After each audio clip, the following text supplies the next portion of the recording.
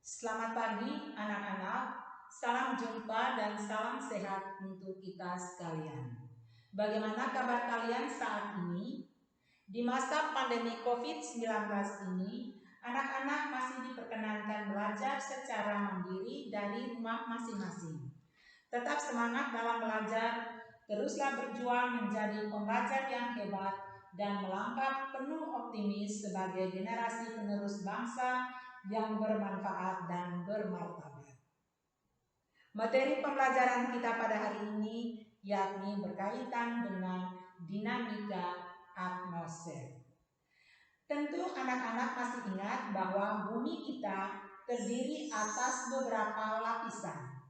Salah satunya adalah atmosfer. Nah, apa yang dinamakan dengan atmosfer? Atmosfer berasal dari bahasa Sanskerta, terdiri dari dua kata, yakni atmos yang artinya udara, sphaira yang artinya bola bumi atau lapisan bumi.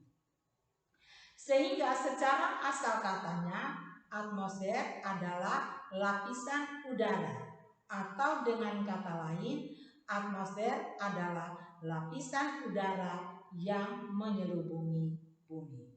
Nah, anak-anak, sebelum Ibu melanjutkan penjelasannya, maka marilah kita perhatikan gambar berikut ini. Nah, apa yang kalian pikirkan saat memperhatikan keempat gambar tersebut? Apa yang kalian pikirkan saat memperhatikan keempat gambar tersebut? Nah, anak-anak, gambar-gambar tersebut dapat mendeskripsikan adanya ancaman dan juga manfaat terhadap kehidupan di atas permukaan bumi. Lapisan atmosfer merupakan campuran atas berbagai macam unsur. Unsur yang pertama adalah nitrogen sebanyak 78,08%, 2 oksigen atau O2 sebanyak 20,95%, 3 argon sebanyak 0,95%, dan yang keempat adalah karbon dioksida atau CO2 sebanyak 0,034%. Sedangkan sisanya adalah unsur-unsur lain yang tidak tetap seperti neon, helium, ozon, hidrogen, kriton, metana, dan xenon. Nah, anak-anak, dari data tersebut nampak bahwa lapisan udara di atmosfer ini didominasi oleh unsur nitrogen sebanyak 78,08% dan oksigen sebanyak 20,95%. Sehingga total kedua unsur tersebut yakni sebanyak 99%. Maka kita dapat menarik suatu kesimpulan bahwa kedua unsur ini yakni nitrogen dan oksigen mempunyai peranan yang sangat penting bagi kehidupan di atas permukaan bumi ini. Pada lapisan atmosfer ini juga memiliki sifat-sifat tertentu. Yang pertama, tidak memiliki warna, tidak berbau, dan tidak memiliki wujud, serta hanya bisa dirasakan oleh indera perasa manusia dalam bentuk angin. Yang kedua, mempunyai massa sehingga dapat menyebabkan tekanan. Yang ketiga, memiliki sifat dinamis dan elastis yang dapat mengembang dan mengerut serta dapat bergerak dan berpindah.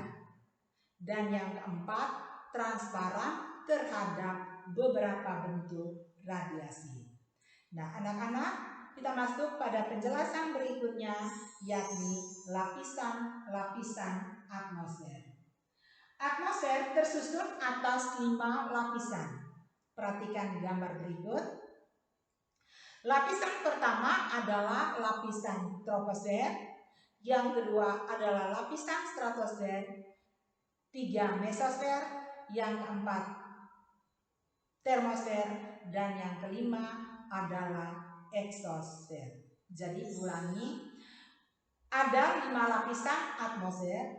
Yang pertama adalah troposfer, 2 stratosfer, 3 mesosfer, 4 termosfer, dan yang kelima eksosfer. Mari kita ikuti penjelasan selanjutnya. Yang pertama adalah lapisan troposfer. Lapisan troposfer ini adalah lapisan yang paling dekat dengan permukaan bumi yang memiliki ketinggian antara 0 sampai dengan 18 km. Nah, lapisan troposfer ini memiliki ketebalan yang berbeda-beda di setiap tempatnya. Misalnya, di daerah Khatulistiwa, lapisan troposfer ini memiliki ketebalan 16 km. Sedangkan di lintang tengah antara 30 derajat sampai dengan 60 derajat lintang utara lintang selatan memiliki ketebalan 11 km. Sedangkan di wilayah kutub memiliki ketebalan sekitar 8 km. Nah, pada lapisan troposfer ini, suhu udara akan berubah berdasarkan ketinggian tempat, yakni setiap naik 100 meter, suhu udara rata-rata akan turun menjadi 0,5 derajat Celcius, terkecuali di daerah tropis suhu udara turun rata-rata 0,6 derajat Celcius. Nah, pada lapisan troposfer ini terjadi peristiwa-peristiwa cuaca dan juga iklim seperti awan, petir, topan, badai, dan juga hujan. Sehingga dengan demikian, troposfer ini memiliki pemanfaatannya sebagai tempat terkonsentrasinya peristiwa-peristiwa cuaca dan iklim. Nah, anak-anak, di sini timbul pertanyaan, kenapa di lapisan troposfer ini memiliki ketebalan yang berbeda-beda?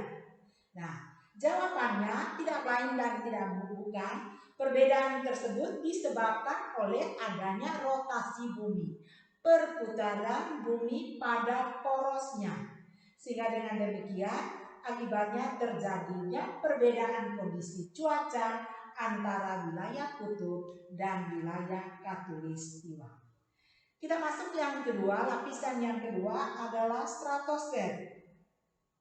Stratosfer ini adalah lapisan yang terletak di atas lapisan tropopaus, memiliki ketinggian antara 18 sampai dengan 50 km.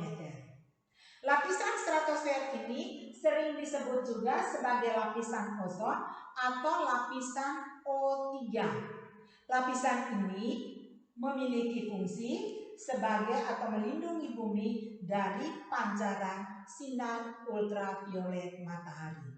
Sehingga sebelum matahari atau sinar ultraviolet ini sampai ke atas permukaan bumi, maka disaring dulu di lapisan stratosfer. Yang ketiga, lapisan mesosfer. Mesosfer ini memiliki ketinggian antara 50 sampai dengan 80 km. Lapisan mesosfer ini ditandai dengan penurunan suhu 0,4 derajat Celcius setiap naik 100 meter. Nah, anak-anak, pada lapisan bagian atas mesosfer ini dibatasi oleh lapisan mesopaus. Mesopaus ini yakni lapisan di dalam atmosfer yang memiliki suhu paling rendah kira-kira -100 derajat Celcius. Sebagian besar batuan meteor sebelum jatuh ke atas permukaan bumi dihimpit dulu oleh massa udara yang paling dingin di lapisan mesosfer. Sehingga sebelum jatuh ke atas permukaan bumi, maka batuan meteor ini terbakar di lapisan mesosfer. Sehingga yang jatuh di atas permukaan bumi hanyalah berupa serpihan-serpihan dari batuan meteor. Yang keempat, termosfer. Termosfer terletak pada ketinggian 80 sampai dengan 800 km di atas permukaan bumi. Nah, anak-anak, pada lapisan ini terjadi proses ionisasi, di mana atom-atom akan melebur menjadi ion-ion bermuatan listrik, sehingga pada lapisan ini menjadi media ketika pemantulan gelombang radio, terutama gelombang radio berfrekuensi tinggi. Sehingga fungsi daripada lapisan termosfer ini sebagai penghantar gelombang radio. Yang berikut, yang kelima, lapisan yang paling akhir yakni lapisan eksosfer.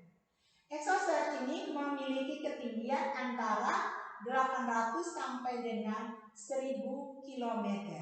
Nah, pada lapisan eksosfer ini pengaruh gaya berat sangat kecil dan dapat meninggalkan bumi. Lapisan eksosfer ini dimanfaatkan untuk penempatan satelit buatan manusia. Sehingga diulangi, ada 5 lapisan atmosfer. Yang pertama adalah lapisan troposfer, yang kedua adalah lapisan stratosfer, 3 mesosfer, yang keempat adalah termosfer, dan yang kelima adalah eksosfer. Kita lanjut pada ciri-ciri daripada lapisan atmosfer. Yang pertama, berbentuk gas yang terdiri dari bagian yang tetap dan bagian yang tidak tetap. Bagian yang tetap tadi sudah dijelaskan seperti nitrogen dan oksigen, dan bagian yang tidak tetap seperti neon, helium, ataupun ozon. Yang kedua, bersifat diatermal atau diaterm.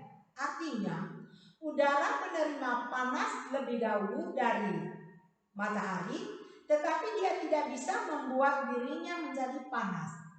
Udara dapat menjadi panas apabila menerima panas dari permukaan bumi.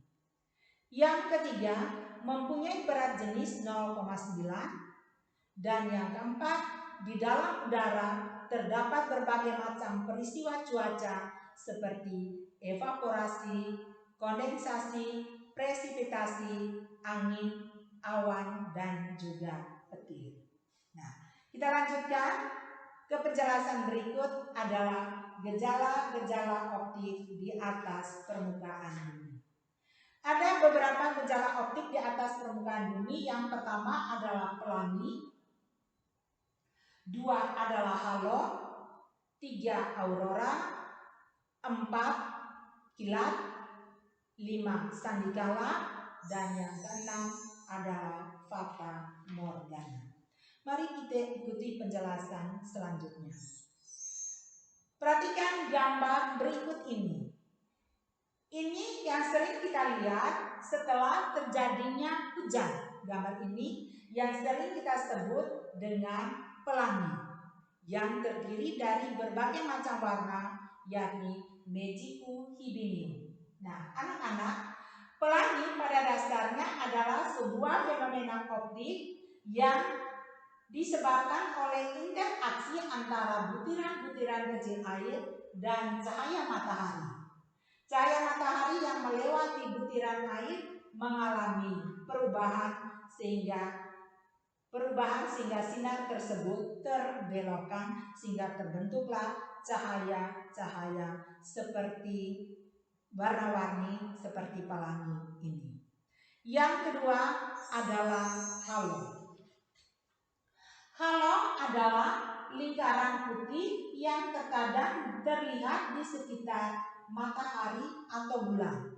Sehingga anak-anak, kalau pada malam hari di saat bulan purnama kita melihat ada lingkaran putih yang mengelilingi bulan, maka itu dikatakan atau itu yang dinamakan dengan halo.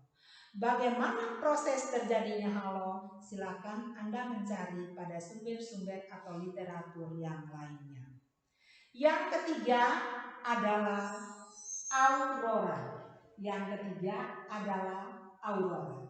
Nah, anak-anak, aurora biasanya adalah gejala alam atau gejala optik yang terbentuk dalam bentuk cahaya yang sering tampak di sekitar kutub utara dan kutub selatan.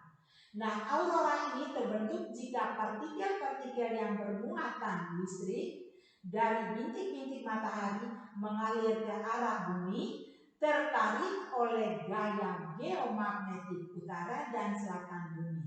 Sehingga aurora ini sering ditemukan di wilayah kutub utara dan kutub selatan.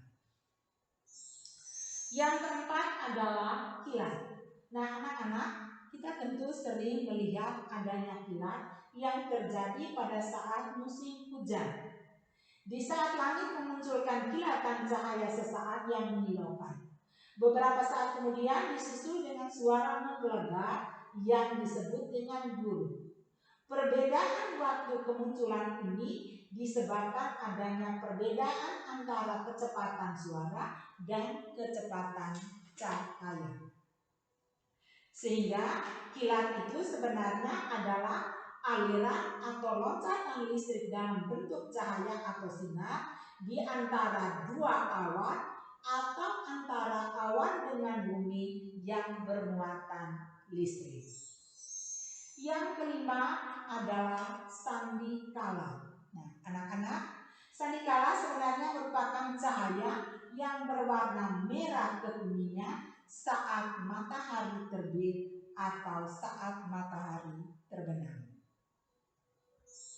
Yang keenam adalah fata morgana. Nah, fata morgana sebenarnya adalah ilusi optik akibat pembiasan sinar matahari oleh udara dengan tingkat kerapatannya yang berbeda. Fata morgana biasanya berupa penampakan genangan air di tengah padang pasir atau di permukaan jalan beraspal yang terkena teriknya matahari. Sehingga kalau kita dari kejauhan melihat seperti air tergenang di atas aspal, nah itulah yang dinamakan dengan fata morgana.